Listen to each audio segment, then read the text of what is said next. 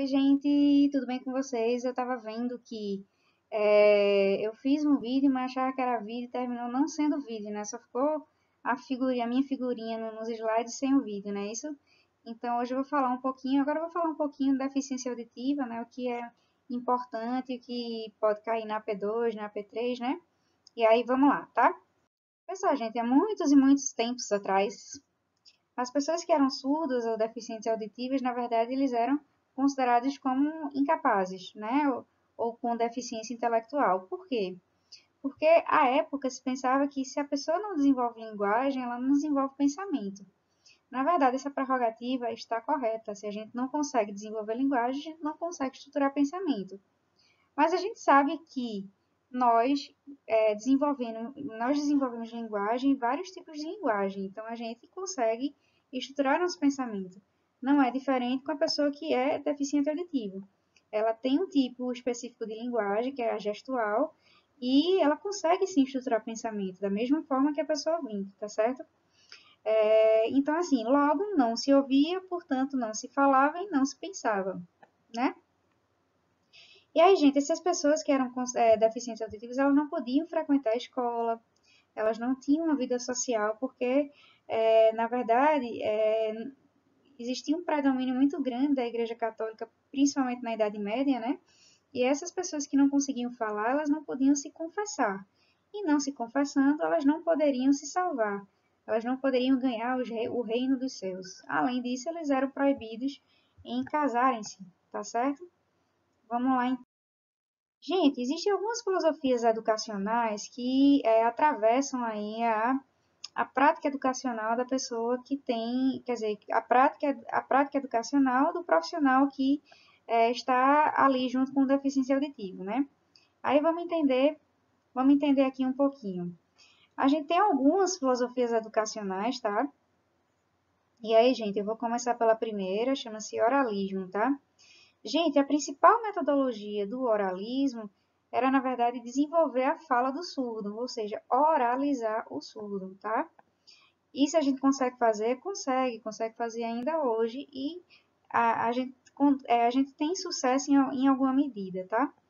Mas, gente, na verdade, a oralização, apenas a oralização, ou seja, apenas desenvolver a fala do surdo, ela é um modelo, quer dizer, ela traz uma herança muito forte do modelo médico, né? Do que a gente chama de normalização, de ação normalizadora, ou seja, de trazer a pessoa com alguma deficiência para próximo do normal, funcionando em um aspas bem grande, tá, gente? Funcionando mais próximo do normal em relação às outras pessoas, tá? Então era apenas oralizar, ou seja, treinar a fala da pessoa com deficiência auditiva. Gente, vê só. E aí, quando a gente fazia a oralização, né? Quando se fazia apenas a oralização, essas pessoas, na verdade, elas só reproduziam palavras. Elas, muitas vezes, elas não tinham, quer dizer, o leque de significados que aquela palavra poderia abarcar. Por exemplo, manga. Manga pode ser o quê? Uma fruta, mas manga pode ser a parte de uma camisa, né? De uma blusa. E assim, essa questão abstrata, ela fica muito comprometida quando a gente só oraliza, só faz a oralização, né? Então, assim, ele só reproduz palavras em um determinado tipo de contexto, um determinado tipo de estrutura, um determinado tipo de contexto, certo? Para eles é difícil abstrair, o pensamento abstrato apenas pelas palavras é muito difícil. Então, o que na verdade a gente gerava era surdos analfabetos, que reproduziam apenas palavras e, e aí ficavam, tá? E aí, gente, lá no Congresso Internacional da Educação dos Surdos, eu não lembro especificamente qual foi o ano, tá? Mas nesse congresso foi assim sugerido que a língua de sinais fosse proibida e apenas a língua oral, a linguagem oral fosse realmente admitida, né? Ou seja, fosse a principal, a utilizada por todos. Muitos professores que tinham deficiência auditiva nessa época do congresso, pós-congresso na verdade, eles foram demitidos. E vejam só que coisa radical, né? As crianças que tinham deficiência auditiva, elas eram obrigadas a sentar em cima das suas mãos durante as aulas para que elas não pudessem fazer quer dizer, não pudessem exercer, né, a língua de sinais, né? Que coisa. Vamos embora então. Gente, pessoal, chegamos então a uma outra filosofia educacional, chama-se comunicação total, tá? Gente, na comunicação total, na verdade, o vale tudo para se comunicar, tá? Então, a pessoa com deficiência auditiva, ela podia associar a linguagem de sinais, a linguagem falada, a leitura labial para se comunicar. Mas isso, assim, ela utilizava essas três categorias de linguagem, mas na verdade eram linguagens que não eram muito. Quando a gente aprende, quando a gente utiliza várias linguagens, várias categorias de linguagem ao mesmo tempo, a gente cria uma confusão muito grande. A gente não estrutura o pensamento da forma que ele deveria se estruturar. Então, mais vale você aprender uma linguagem de forma estruturada, do que você aprender superficialmente várias categorias de linguagem e não se comunicar e não estruturar o pensamento de forma eficiente, tá certo? Então, na comunicação total, como tudo para se comunicar valia tudo, então a gente, na verdade, tinha muita dificuldade de aprendizagem e, assim, resultados insatisfatórios. É como eu disse, quando a gente tem várias linguagens, quando a gente utiliza ao mesmo tempo várias categorias de linguagem ou até mesmo de língua, a gente, quer dizer, o pensamento ele se estrutura de forma é, mais pobre, mais deficiente. E por isso a dificuldade de aprendizagem, tá certo? Vamos lá. Gente, chegamos aí então ó, na última filosofia educacional. Essa filosofia educacional, gente, que chama-se bilinguismo, é a que é mais utilizada e mais aceita hoje quando a gente fala de educação para deficientes auditivos, tá? Então, o que é que ela diz? Quais são os preceitos dela? Ela diz o seguinte, gente, a língua das pessoas com deficiência auditiva, elas a primeira língua, na verdade, da pessoa com deficiência auditiva é a gestual, tá? Então, o bilinguismo diz assim, a gente deve considerar como primeira língua da pessoa com deficiência auditiva a linguagem gestual, que é a linguagem gestual, que é a que eles conseguem se comunicar melhor, tá? E aí, assim, mas o bilinguismo diz, beleza, a primeira linguagem é a gestual, massa, mas também é importante que a pessoa com deficiência auditiva, ele também desenvolva um pouco da oralidade. Afinal de contas, ele vai estar dentro de um mundo de ouvintes, tá? E para além disso, né, além da Libras, que é a linguagem gestual, se considera a segunda língua da pessoa com deficiência auditiva a língua portuguesa em sua modalidade escrita, certo? Então, o bilinguismo vem para dizer o seguinte, linguagem gestual é a primeira língua da pessoa com deficiência auditiva. A criança surda, ela precisa se expor à linguagem de sinais o quanto mais cedo melhor, porque ela é a primeira língua. Mas é importante que ele consiga também oralizar e escrever o português, tá certo? Massa, vamos lá. Gente, vê só, algumas características. Acabei de falar, na verdade, isso, ó. A gente precisa valorizar a linguagem gestual e diminuir um pouco do valor da linguagem oral quando a gente fala em educação para criança com deficiência auditiva, tá? Ó, e aí a gente fala, gente, ó, que a criança com deficiência auditiva, ela precisa se expor realmente à aprendizagem da linguagem gestual, porque assim como qualquer outra criança, ela vai ter uma janela crítica de desenvolvimento da linguagem, ela vai ter um período ótimo para a aprendizagem da linguagem. Não é diferente com a criança surda, muito pelo contrário, é a mesma coisa. Então, ela precisa ser estimulada na hora certa, no tempo certo, na linguagem gestual, certo? Porque para a linguagem, a gente já viu, né? Linguagem estrutura o pensamento. Ela é um estimulador do desenvolvimento cognitivo e também social, tá certo? Então, assim, nessa janela crítica, o que é uma janela crítica de desenvolvimento? É quando o cérebro está bem mais receptivo, ele está no momento mais receptivo para receber, né, os estímulos da linguagem, né? Ele está mais competente para aprender a língua. Então, a gente não pode deixar de estimular a criança com deficiência auditiva como é que se diz? No caso, privar a criança com deficiência auditiva do estímulo da comunicação gestual, ou seja, da Libras, tá certo? Vamos lá. Gente, vê só. E aí a regulamentação do uso da Libras, né, que é a língua brasileira de sinais, aconteceu apenas em 2002, tá? Na verdade, ela já existia, as pessoas já utilizavam, né? A comunidade surda já fazia uso dela, mas ela foi realmente instituída, regulamentada em 2002, que foi ontem, né, gente? E o que é que essa lei, né, 14.436, ela diz? Ela garante tanto na iniciativa privada como na pública, que a Libras ela seja difundida e que em alguns cursos superiores ela seja uma cadeira obrigatória, como no curso de fono e pedagogia, que são realmente aqueles profissionais que vão estar mais em contato com a pessoa com deficiência auditiva no contexto da educação, né? Nesse caso, gente, o bilinguismo ele deve ser aplicado desde a educação infantil. Essa lei garante isso. O bilinguismo deve ser aplicado desde a educação infantil. E aí eu digo, né, lá em Recife, eu só conheço uma ou duas escolas que fazem realmente um trabalho de bilinguismo com a criança com deficiência auditiva. E aí, ó, na regulamentação dessa lei, olha o que ela diz, o que eu já falei em slide anterior, que a primeira língua da pessoa com deficiência auditiva é a Libras, e a segunda língua para elas é a língua portuguesa, né? E a Libras, quer dizer, a linguagem gestual, assim como qualquer tipo de linguagem, ela favorece o pensamento, quer dizer, ela estrutura o pensamento e estrutura também, quer dizer, quer dizer, apenas com a língua portuguesa ficaria mais difícil para a pessoa com deficiência auditiva ter um pensamento mais abstrato. Mas com a Libras não, com a Libras é mais fácil que ele consiga abstrair o pensamento, tá certo? Vamos lá. Gente, e aí vejam bem.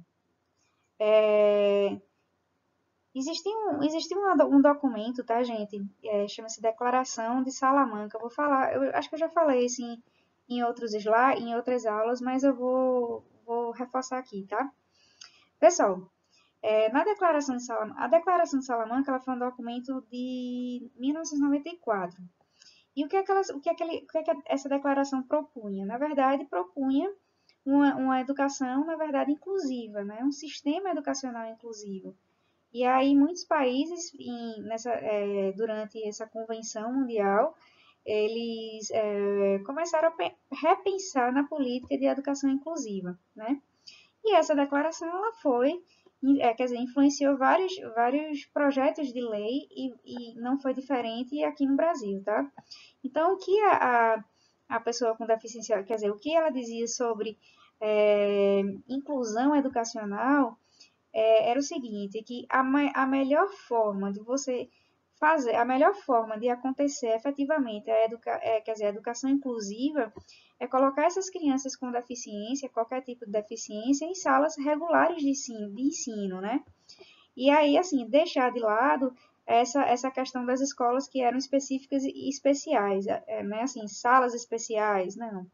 A educação inclusiva, a melhor forma de fazer a inclusão seria o convívio dessas pessoas com deficiência em sala de ensino regular, tá?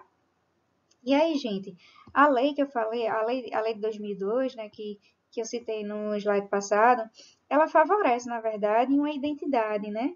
Uma identidade cultural, uma identidade da comunidade surda, né? E assim considera, quer dizer, na verdade, favorece a identidade da história e da cultura do grupo, né? Da comunidade surda, que é muito importante, tá? Vamos embora. Além disso, ó, coloquei aqui, ó, os professores, essa lei ela garante os professores surdos em salas regulares de tempo integral, em tempo integral, ou seja, a todo momento, tá? Vamos lá. Gente, existem alguns tipos de deficiência auditiva, tá? Mas o que é deficiência auditiva, né, assim, teoricamente falando? Gente, deficiência auditiva é o quanto a gente escuta. A gente avalia o quanto a gente escuta, o quanto de som a gente escuta. E assim quanto a gente compreende, tá? Mas a deficiência auditiva, gente, ó, ela deve ser uma perda bilateral, ou seja, nos dois ouvidos, seja ela parcial ou total, com mais de 41 decibéis. Decibel, gente, é a medida de quantidade de som que a gente escuta, tá certo? Ó, e aí, pessoal, tem alguns tipos de deficiência auditiva. Tem a condutiva, sensório neural, a central ou surdez central, que eu vou explicar cada uma, tá certo? Vamos lá. Ó, gente, vê só. Aqui, ó, vocês estão vendo aqui, né, ó, vê. Vocês estão vendo aqui um registro de audiometria. Vocês estão vendo, a audiometria é um exame que avalia o quanto a pessoa escuta, tanto no ouvido direito quanto no ouvido esquerdo. Aí vejam que aqui é uma perda auditiva leve, ó. O audiograma, ele tá ó, mais para cima. Mas quando a gente fala de perda auditiva profunda, quando a gente fala de perda auditiva profunda, vê só o registro como é que tá, ó. Lá embaixo. Então, isso é um audiograma, um registro do quanto a pessoa com deficiência auditiva profunda ela escuta. Tá certo? Tranquilo? Vamos embora. Gente, vê só. Na verdade, a audição ela deve ser avaliada desde o momento em que a criança nasce, né? Hoje em dia, a gente tem várias formas de avaliar a audição, a deficiência auditiva. Uma delas, gente, é através do teste da orelhinha, ó. O teste da orelhinha, o que é o teste da orelhinha, né? Para que ele serve? Gente, o teste da orelhinha, ele vai avaliar como é que a cóclea, como é que as células lá do ouvido interno, que é o órgão sensorial da audição, ela vai estar funcionando. Essas células aqui, ó, essas células aqui, elas têm um movimento próprio. E nesse movimento próprio, elas emitem alguns sons, quer dizer, ela emite um som característico, tá? E é justamente esse som dessas células ciliadas que é avaliada pelo teste da orelhinha, né? Então, o som que essas células elas produzem é chamado de emissão otoacústica, quer dizer, exatamente, emissão otoacústica, que são as otoacústicas, né? Os sons otoacústicos. E aí, ó, gente, como é que acontece, né, o teste da orelhinha? A criança, quer dizer, o fono ou o otorrino, eles colocam a sonda no ouvido da criança que precisa estar dormindo, vale a pena salientar.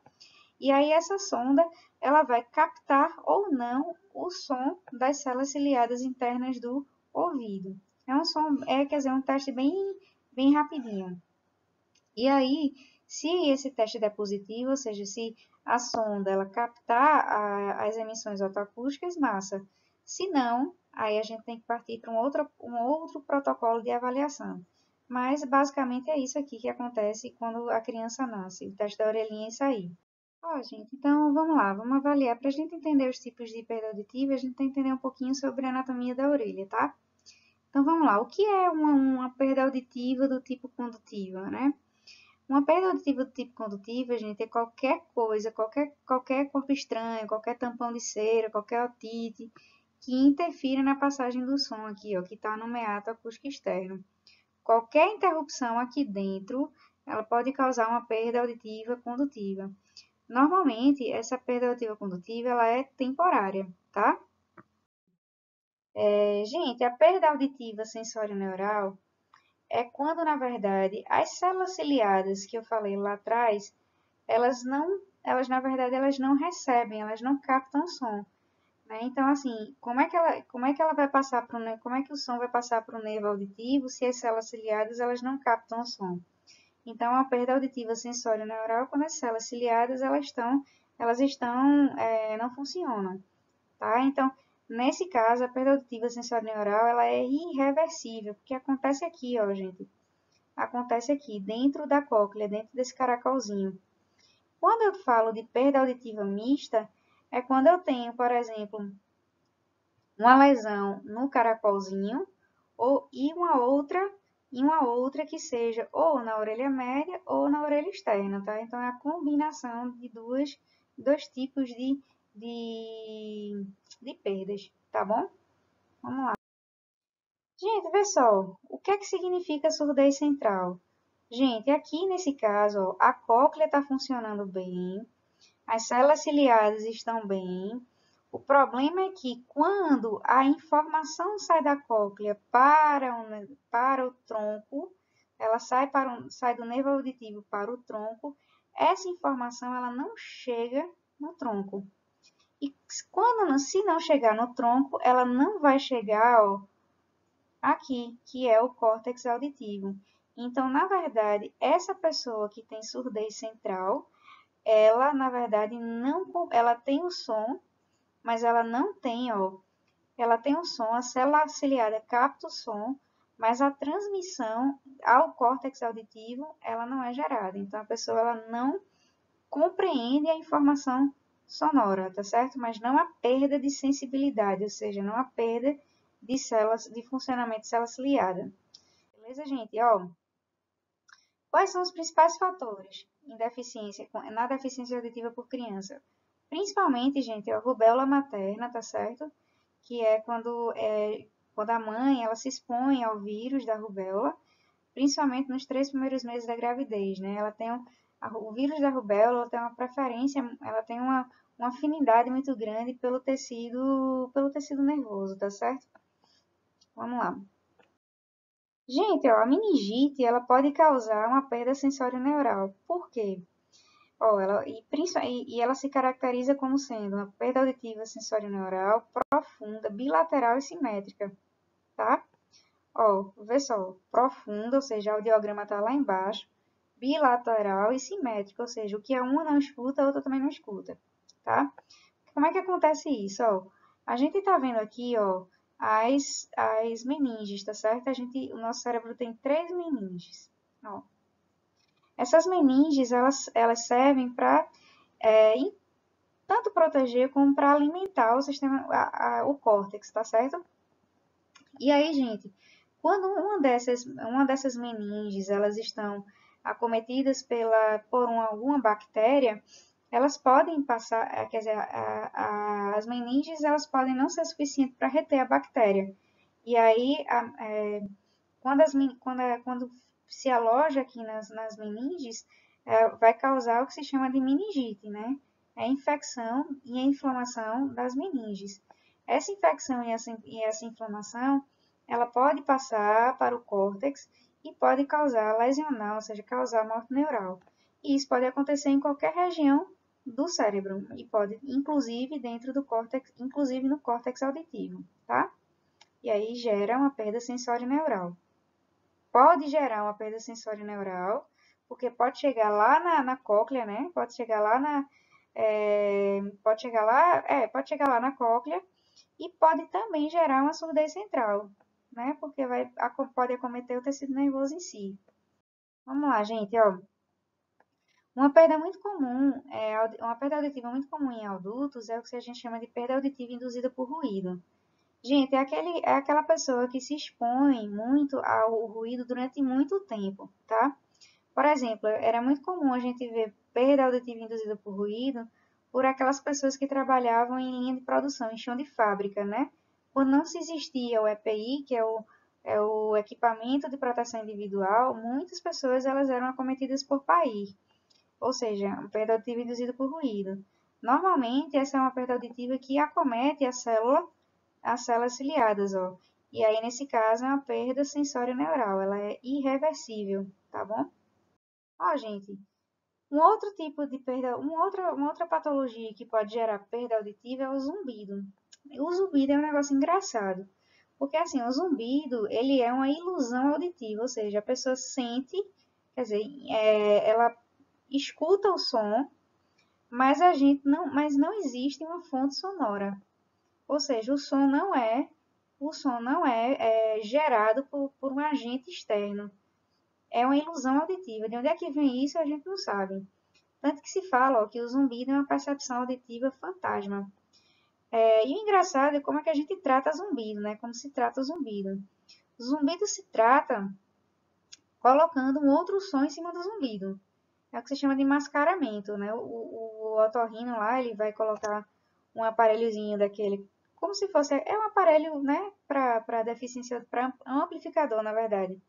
e ele vai gerar um som, só que é um som diferente do zumbido. E aí vai mascarar o zumbido. E aí, assim, por incrível que pareça, o paciente, existem vários artigos que dizem que o paciente se sente mais confortável em escutar o som do mascaramento do que o som do zumbido, tá? Muitos estudos indicam também que existe um alto índice de suicídio, exatamente, de suicídio em pessoas que têm zumbido, tá? É interessante. Gente, ó, um outro tipo de perda chama-se a autoesclerose, tá? Gente, a autoesclerose não tem. Quando vocês viram lá a anatomia com a Andresa, vocês viram que a gente tem três ossinhos, né, dentro do ouvido: martelo, bigorna e estribo. Esses três ossinhos, eles têm articulações, né? Isso? Então eles se movem. Quando essas articulações elas vão deixando, quando elas vão ficando mais rígidas, aí assim acontece o que a gente chama de osteodistrofia, ou seja, o som, aquela cadeia, né, ossicular, ela vai deixando de movimentar e em deixando de movimentar, ela não vai conseguir passar a onda sonora para o ouvido interno, tá certo? Acredita, gente, que o nosso amigo Beethoven, né, um músico alemão, ele perdeu a audição por otosclerose, porque ele começou a apresentar um quadro de deficiência auditiva por volta mais ou menos 20 anos e aos 40 ele não escutava mais, tá? E aí, assim, vários artigos eles colocam a seguinte pergunta: será que Beethoven teria sido tão gênio se ele fosse uma pessoa, se ele não tivesse deficiência auditiva, né? Porque aos 11 anos, gente, ele compôs a sua primeira sinfonia, né? Mas aos 8 anos ele já tinha entrado numa escola, assim, bem importante de músicos, tá? Ó, gente, vê só. Esse é o futuro de todos nós. É o que se chama de presbiacusia, gente. A presbiacusia, ela é uma perda auditiva, né? Ela é também sensorineural. Na verdade, ela é quer dizer, a consequência do envelhecimento da nossa audição, do nosso aparelho auditivo.